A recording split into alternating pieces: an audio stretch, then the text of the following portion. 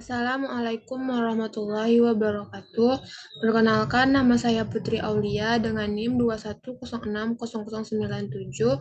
Pada video kali ini saya akan menjelaskan tentang teori perdagangan internasional dan strategi pembangunan.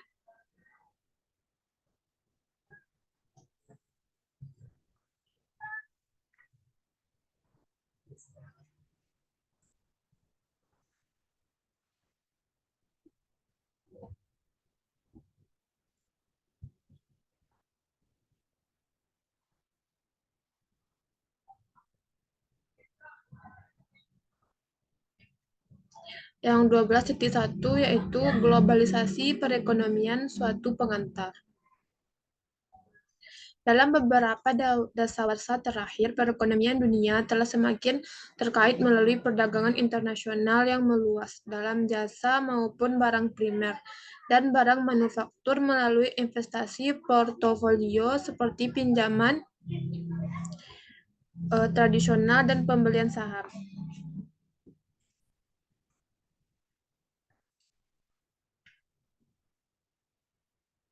Dan melalui investasi asing langsung pada bagian perusahaan multinasional besar. Pada saat yang sama, bantuan luar negeri makin berkurang dalam nilai realnya dan sangat kecil dibandingkan dengan aliran modal swasta dan pengiriman uang yang jauh lebih besar. Keterkaitan ini berdampak besar pada negara-negara berkembang. Negara-negara berkembang mengimpor dan mengekspor suatu sama lain, juga dari dan negara-negara maju dan di beberapa negara berkembang, terutama Asia Timur dan juga Amerika Latin. Investasi telah mengalir dari negara-negara maju seperti Amerika Serikat, Inggris, dan Jepang. Kita akan meninjau bagaimana negara-negara berkembang telah terdampak oleh tren tersebut dan menelaah teori mengenai dampak dari meluasnya keterkaitan internasional dan prospek pembangunan. Globalisasi menjadi salah satu yang sering dipakai dalam diskusi pembangunan, perdagangan, dan ekonomi politik internasional seperti yang diindikasikan oleh kata itu sendiri. Globalisasi adalah proses yang membuat perekonomian berbagai negara di dunia semakin menyatu, mengarah kepada perekonomian global dan akhir-akhir ini kebijakan ekonomi global misalnya melalui badan internasional seperti World Trade Organization atau WTO. Globalisasi juga merujuk pada munculnya budaya global, di mana orang-orang mengonsumsi barang dan jasa yang serupa di berbagai negara dan menggunakan bahasa bisnis yang sama. Bahasa Inggris, perubahan ini mempercepat integrasi ekonomi dan gilirannya integrasi tersebut mempercepat perubahan itu. Globalisasi membawa manfaat dan peluang di samping biaya dan risiko. Hal ini berlaku bagi semua negara, terutama orang-orang miskin di negara berpendapatan rendah. Yang lebih besar, porsi tersebut tersebar dari sisi positifnya mungkin diperuntukkan bagi negara-negara berkembang. Memang menghadirkan berbagai kemungkinan baru untuk pembangunan perekonomian berbasis luas. Dengan menyediakan beragam jenis interaksi dengan orang-orang di negara lain. Globalisasi berpotensi memberi manfaat bagi negara-negara berkembang secara langsung dan tidak langsung melalui pertukaran budaya, sosial, ilmu pengetahuan, dan teknologi. Selain melalui perdagangan dan keuangan internasional, penyebaran ide-ide produktif yang lebih cepat seperti waktu yang lebih singkat antara inovasi dan penerapan teknologi baru di seluruh dunia akan membantu negara-negara berkembang lebih cepat menyusul ketertinggalan. Singkatnya, globalisasi memungkinkan setidaknya secara prinsip bagi negara dunia ketiga untuk menyerap ilmu pengetahuan, yang menjadi salah satu fondasi kekayaan negara maju secara lebih efektif. Dampak negatif globalisasi juga lebih besar bagi negara-negara miskin, karena ada kemungkinan bahwa negara-negara miskin akan terjebak ke dalam pola ketergantungan. Apabila dualisme di dalam negara-negara tersebut menjamin, atau apabila sebagian kalangan miskin benar-benar diabaikan oleh globalisasi. Kritikus telah menyuarakan kecemasan mereka bahwa banyak orang yang hidup dalam kemiskinan sulit untuk keluar dari perangkap kemiskinan tanpa adanya tindakan nyata bermasa. Misalnya, apabila modal manusia berada di bawah persyaratan minimum yang diberlakukan untuk terlibat dalam perekonomian global, pangsa investasi internasional yang diterima oleh negara-negara miskin terjangka panjang menurun alih-alih meningkat. 12.2 Perdagangan internasional dan beberapa isu penting. Perdagangan internasional seringkali memainkan peran penting bagi pengalaman historis negara-negara berkembang. Dalam tahun-tahun belakangan ini, banyak perhatian dan isu perdagangan dan telah difokuskan untuk memahami keberhasilan ekspor dan spektakuler dari Asia Timur, Taiwan, Korea, dan perekonomian negara Asia Timur lainnya. Melopori strategi ini yang berhasil diikuti oleh tetangganya, yaitu yang jauh lebih besar yaitu Cina. Pada saat bersamaan di seantero Afrika, Timur Tengah, Amerika Latin, ekspor produk-produk primer biasanya mencakup porsi yang besar dari produk domestik bruto negara individu. Di sejumlah negara berkembang yang lebih kecil persentase besar dari pendapatan moneter negara diperoleh dari penjualan ekspor produk pertanian dan produk primer atau komoditas lain seperti kopi, kapas, coklat, gula, minyak sawit, dan tembaga. Pada situasi khusus seperti di negara-negara penghasil minyak,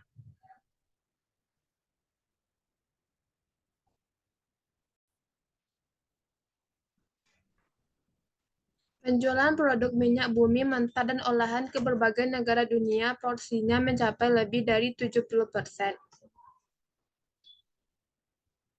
Namun, tidak seperti di negara-negara produsen minyak dan segelintir negara yang berhasil melakukan industrialisasi seperti Taiwan, Korea Selatan, dan sekarang Cina, banyak negara berkembang yang masih harus mengandalkan ekspor produk-produk primer dan mineral yang meliputi sebagian besar dari pendapatan valuta asing mereka. Hal ini merupakan persoalan serius khususnya di Afrika Sub-Sahara, karena pasar dan harga-harga bagi produk ekspor semacam itu seringkali tidak stabil. Maka ketergantungan ekspor pada produk-produk primer turut menghadirkan sejumlah risiko dan ketidakpastian yang tidak diinginkan oleh banyak negara.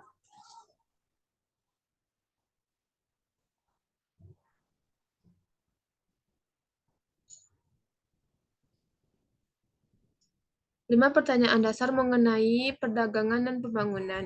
Yang pertama, bagaimana cara perdagangan internasional mempengaruhi tingkat, struktur, dan karakter pertumbuhan ekonomi?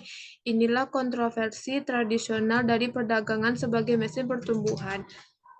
Yang kedua, bagaimana cara perdagangan mengubah distribusi pendapatan dan kekayaan dalam suatu negara dan di antara berbagai negara. Apakah perdagangan menjadi suatu kekuatan pemerataan atau ketidakmerataan dalam lingkup internasional dan domestik? Dengan kata lain, bagaimana keuntungan dari kerugian didistribusikan dan siapa yang mematik manfaatnya? Yang ketiga, dalam kondisi apa perdagangan dapat membantu suatu negara mencapai tujuan pembangunannya? Yang keempat, dapatkah negara berkembang secara mandiri menentukan seberapa banyak perdagangan yang dilakukannya atau produk dan jasa apa yang dijualnya? Yang kelima, mengingat adanya pengalaman di masa lalu dan penilaian prospektif, apakah sebaiknya negara berkembang menerapkan kebijakan yang berorientasi keluar, perdagangan yang lebih bebas, aliran modal dan sumber daya manusia yang lebih luas, dan sebagainya, atau yang berorientasi ke dalam, proteksi demi mencapai atau paduan keduanya, misalnya bentuk kerjasama ekonomi regional dan kebijakan ekspor tragis. Apakah argumen yang pro dan kontra atas strategi-strategi perdagangan bagi pembangunan ini? Jawaban atau saran bagi kelima pertanyaan dasar tersebut tidak akan seragam dan beragam. Di dunia berkembang, landasan ekonomi perdagangan internasional berdasarkan pada kenyataan setiap negara memiliki anugerah sumber daya, preferensi dan teknologi, skala ekonomi, lembaga sosial ekonomi, serta kapasitas pertumbuhan dan pembangunan yang berbeda. Tentu saja hal tersebut juga berlaku bagi negara-negara berkembang. Sebagian mengalami peringkat pendapatan dengan cepat dan mereka berkembang di kapasitas industri. Sebagian lagi padat penduduk namun miskin sumber daya alam dan kemampuan manusia. Setidaknya di bagian besar wilayah negara tersebut, sedangkan sebagian lainnya jarang penduduknya tetapi sangat kaya akan sumber daya mineral dan bahan baku. Selain itu, ada juga sebagian negara yang berukuran kecil dan lemah secara ekonomi karena tidak memiliki sumber daya alam maupun manusia yang memadai untuk dijadikan landasan upaya penerapan strategi pembangunan ekonomi dan sosial mandiri yang berkelanjutan. Ini adalah tabel ekspor barang dan perspektif negara-negara yang terpilih. Negara-negara berkembang dan negara-negara maju. Ekspor barang GDP, ekspor barang sebagian besar dari GDP, dan ekspor produk manufaktur dari ekspor barang. Arti penting ekspor bagi negara berkembang. Meski angka-angka volume dan nilai ekspor negara-negara berkembang secara keseluruhan merupakan indikator penting dari pola-pola perdagangan, bagi negara berkembang secara keseluruhan beragamnya tingkat kepentingan ekspor terhadap kesejahteraan ekonomi tiap-tiap negara tersamarkan oleh data agregat statistik. Negara-negara berkembang biasanya lebih bergantung pada perdagangan daripada negara-negara maju, seperti yang tabel di slide sebelumnya. Sementara negara-negara besar memang kurang bergantung pada perdagangan dibandingkan negara-negara kecil. Pada ukuran apapun, negara-negara berkembang cenderung mendedikasikan bangsa output mereka yang lebih besar dalam bentuk ekspor barang ketimbang negara maju. Kita lihat bahwa negara berkembang berukuran besar seperti Brazil dan India yang tadinya memiliki perekonomian yang sangat tertutup. Dalam hal pendapatan nasional cenderung tidak terlalu bergantung pada perdagangan internasional jika dibandingkan negara-negara maju lainnya, negara-negara berkembang lainnya yang relatif kecil. Dan beberapa negara berpendapatan sangat rendah seperti Niger benar-benar terputus dari perekonomian global. Elastisitas permintaan dan instabilitas pendapatan ekspor. Elastisitas pendapatan terhadap permintaan.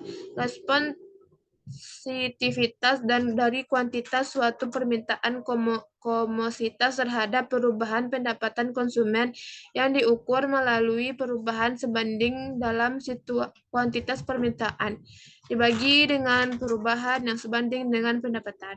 Elastisitas harga terhadap permintaan, responsivitas, dan kuantitas permintaan suatu komoditas terhadap perubahan harganya dinyatakan sebagai presentasi perubahan dalam kuantitas permintaan dibagi dengan presentasi perubahan harga. Instabilitas pendapatan ekspor, fluktualisasi besar dalam pendapatan ekspor komoditas negara berkembang yang diakibatkan dari rendahnya harga dan elastisitas pendapatan atas permintaan yang menghasilkan pergerakan yang tak menentu dalam harga ekspor. Nilai tukar perdagangan dan hipotesis Praxinger. Persoalan perubahan tingkat harga relatif atas berbagai komoditas membawa kita ke dimensi kuantitatif penting lainnya dari persoalan perdagangan yang sejak dahulu, tetapi negara berkembang nilai total atas pendapatan ekspor tidak hanya ditentukan oleh volume atau jumlah produk yang diekspor, melainkan juga oleh harganya. Jika harga produk-produk ekspor menurun, volume ekspor yang lebih besar harus dijual sekadar untuk menjaga pendapatan total tetap konstan. Serupa halnya, pada sisi impor, total valuta asing yang dihabiskan bergantung pada kuantitas dan harga barang impor.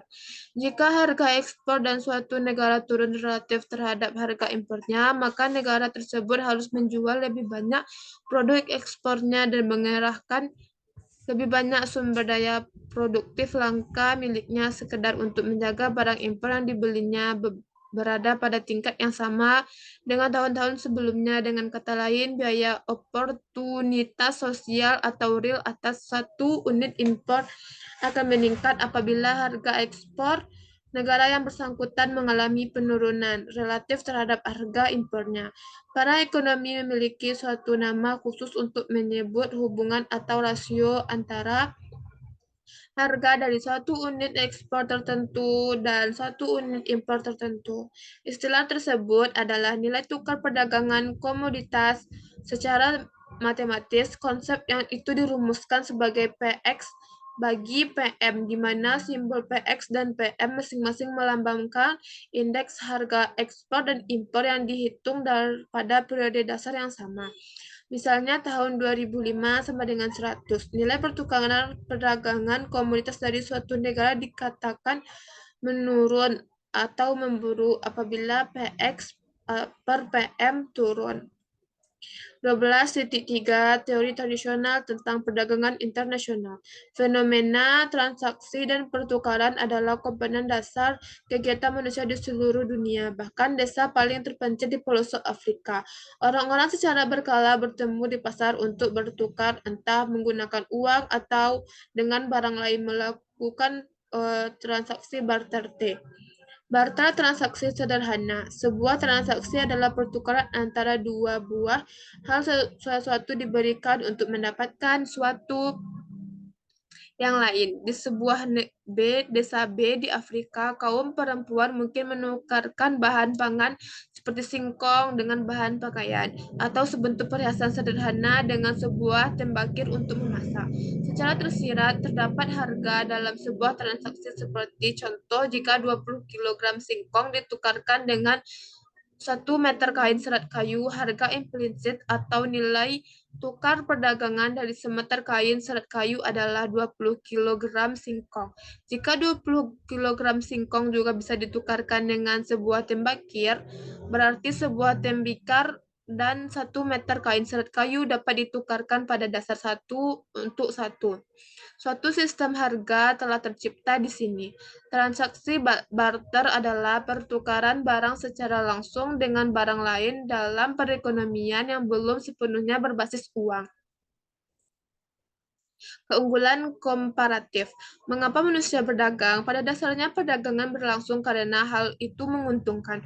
Beragam orang memiliki kemampuan atau sumber daya yang berbeda satu sama lain dan mungkin ingin mengkonsumsi barang dan proporsi yang berbeda satu sama lain. Perbedaan preferensi, kebutuhan atau keinginan, serta anugerah fisik dan finansial membuka kemungkinan adanya perdagangan yang menguntungkan. Orang-orang biasanya merasa beruntung untuk mempertukarkan suatu yang mereka miliki dalam jumlah besar relatif terhadap selera dan kebutuhan mereka untuk mendapatkan sesuatu yang benar-benar dibutuhkan. Karena hampir tidak mungkin seseorang atau suatu keluarga memenuhi kebutuhan mereka sendiri, bahkan hidup yang paling sederhana sekalipun. Mereka memperoleh keuntungan dengan terlibat dalam kegiatan yang paling sesuai dengan kegiatan di mana mereka memiliki keunggulan komparatif dalam bentuk kemampuan bawaan atau anugerah sumber daya. Mereka dapat mempertukarkan setiap surplus komoditas yang diproduksi di rumah untuk produk yang lebih cocok dihasilkan oleh orang lain. Oleh sebab itu, muncullah fenomena spesialisasi yang didasarkan pada keunggulan komparatif, bahkan pada perekonomian subsisten yang paling primitif sekalipun. Anugerah faktor relatif dan spesialisasi internasional model neoklasik.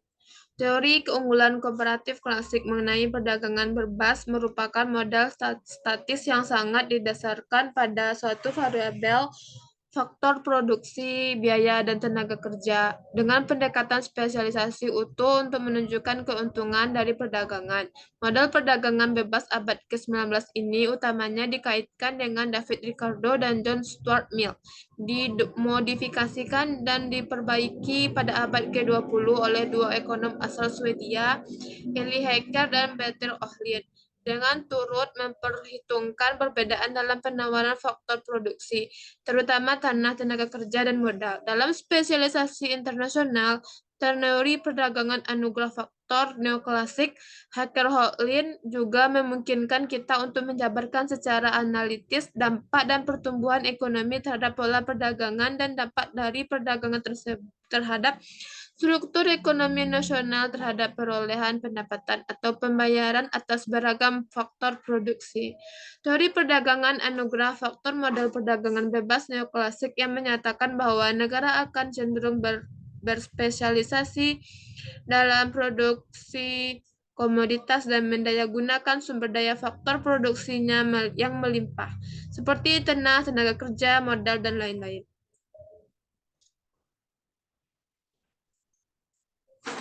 12.4 Kritik terhadap teori perdagangan bebas tradisional dalam konteks pengalaman negara berkembang. Kesimpulan yang dapat ditarik dari teori tradisional tentang perdagangan internasional didasarkan pada asumsi-asumsi implisit maupun eksplisit yang dalam banyak hal seringkali bertentangan dengan kenyataan. Ada 6 asumsi dasar dalam model perdagangan neoklasik tradisional yang perlu dicermati. Yang pertama, seluruh sumber daya produktif yang ada di setiap negara bersifat tetap dalam hal jumlah dan konstan dalam hal kualitas serta diberdayakan sepenuhnya. Yang kedua, teknologi produksi yang bersifat tetap atau neoklasik. Yang ketiga, di dalam negara faktor-faktor produksi mengalir secara sempurna. Yang keempat, pemerintah nasional tidak memainkan dalam hubungan ekonomi internasional. Yang kelima, perdagangan akan selalu berimbang di setiap negara. Yang keenam, keuntungan perdagangan diterima oleh suatu negara dinikmati oleh seluruh warga negara tersebut. Teknologi yang bersifat dan tersedia secara bebas serta kedaulatan konsumen, seperti halnya sumber daya modal dan tumbuhan dengan cepat yang disebarkan untuk memaksimalkan pengembalian bagi para pemiliknya di seluruh dunia. Perubahan teknologi yang pesat juga sangat mempengaruhi hubungan perdagangan internasional dunia. Salah satu contoh yang paling jelas dari dampak perubahan teknologi di negara maju terhadap pendapatan ekspor negara-negara berkembang adalah pengembangan produk substitusi sintetis bagi banyak produk primer tradisional. Sejak Perang Dunia Kedua, substitusi sintetis untuk beragam komoditas seperti karet, wool, kapas, sisal, serat goni, dan kulit telah diproduksi dalam jumlah yang semakin meningkat. Pasar negara berkembang untuk sektor-sektor ini terus menyusut. Namun di sisi lain terhadap argumen bahwa ketersediaan dunia atas teknologi baru yang dikembangkan di barat telah memberikan peluang bagi banyak negara di industri baru. Tidak adanya kaprah pemerintah dalam hubungan perdagangan. Dalam perekonomian domestik, keberadaan wilayah makmur dan miskin, industri yang berkembang dan stagnan, dan distribusi manfaat pertumbuhan yang tidak imbang dapat setidaknya dalam teori di atas dan diseimbangkan melalui intervensi pemerintah. Proses kumulatif dari ketimpangan dalam sebuah negara di mana kutub-kutub pemerintah berkembang pesat sementara wilayah lainnya stagnan dapat dimodifikasi oleh pemerintah melalui perundang-undangan pajak, pembayaran transfer, subsidi dan layanan sosial, program pembangunan wilayah dan sebagainya. Perdagangan yang seimbang dan penyesuaian harga internasional. Teori perdagangan internasional seperti halnya model-model equilibrium umum persaingan sempurna lainnya dalam ilmu ekonomi bukan hanya merupakan sebuah model yang dengan asumsi lapangan kerja penuh tetap juga dengan asumsi di mana harga-harga produk dan sumber daya domestik maupun internasional selalu menyesuaikan diri secara instan terhadap berbagai perubahan kondisi penawaran dan permintaan, khususnya nilai tukar perdagangan. 12.5 Strategi perdagangan internasional bagi pembangunan promosi ekspor versus substitusi impor. Perbedaan kedua strategi pembangunan tradisional terkait perdagangan ini terletak pada substitusi impor, yang meyakini bahwa perekonomian negara berkembang sejak awal mensubstitusi produksi domestik dari barang-barang konsumen sederhana yang sebelumnya. Pendukung promosi ekspor untuk barang primer dan manufaktur menyebutkan tentang manfaat, efisiensi, dan pertumbuhan dari perdagangan bebas dan persaingan. Pentingnya mensubstitusi pasar dunia yang besar dari pasar domestik yang sempit. Isu promosi ekspor berorientasi keluar versus substitusi impor berorientasi ke dalam secara lebih mendetail dengan menerapkan 4 kategori berikut. Yang pertama, kebijakan berorientasi keluar untuk primer. Yang kedua, kebijakan keluar untuk produksi sekunder. Yang ketiga, kebijakan ke dalam untuk produk primer. Yang keempat, kebijakan ke dalam untuk produk sekunder. Perluasan ekspor pada produk manufaktur. Ekspansi ekspor produk manufaktur telah dipicu oleh keberhasilan negara-negara seperti Korea Selatan, Singapura, Hong Kong, Taiwan, dan Cina. 12.6 Pendekatan strategi industrialisasi terhadap kebijakan ekspor. Sejak pertengahan 1980-an, arena pemikiran penting lain telah muncul terkait dengan hubungan perdagangan dan pembangunan. Pendekatan strategi industrialisasi merupakan pandangan yang berorientasi keluar dan optimisi mengenai pembangunan. Pendekatan strategi industrialisasi pada awalnya merupakan suatu studi empiris tetapi telah berkembang menjadi sebuah teori untuk menjelaskan mengapa strategi intervensionis dan atas ekspor dapat mempercepat pertumbuhan dan memperbaiki hasil pembangunan ketimbang pendekatan perdagangan bebas semata. Teori yang dikembangkan dalam pendekatan ini berfokus pada pengidentifikasikan dan penanggulangan kegagalan pasar yang ditemui dalam proses industrialisasi. 12.7 Perdagangan Selatan-Selatan dan integrasi ekonomi. Integrasi ekonomi, teori, dan praktik. Perdagangan Selatan-Selatan hampir mencerminkan sepertiga dari seluruh ekspor negara-negara berkembang. Ekspor ke Cina telah memberikan peluang penting belakangan ini bagi sebagian negara berkembang. Banyak dari ekonomi pembangunan awal seperti Braille, Nobel, Sir Arthur Lewis telah menyatakan bahwa negara-negara berkembang sebaiknya mengarahkan perdagangan mereka ke satu sama lain. Varian dari tema yang satu ini telah diulas oleh banyak ekonom pembangunan kontemporer. Salah satu argumentasi mereka diusulkan tahun 2006 oleh Albrecht Banerjee adalah bahwa sulit bagi eksportir dari sebagian besar negara berpendapatan rendah untuk masuk ke pasar negara maju karena adanya dampak reputasi. Memang sangat mahal untuk menciptakan dan mempertahankan reputasi sebagai besar pengekspor produk berkualitas tinggi. Dengan demikian, akan lebih baik apabila sesama negara berkembang saling berdagang karena dampak reputasi tidak terlalu penting di pasar-pasar tersebut. Mereka juga dapat bekerja sama untuk menciptakan standar kualitas dan memberikan sertifikasi atas pencapaian yang diraih seperti yang diajukan oleh Parnab Bardan.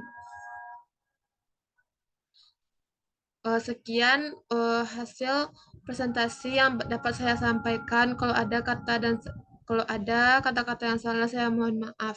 Wassalamualaikum warahmatullahi wabarakatuh.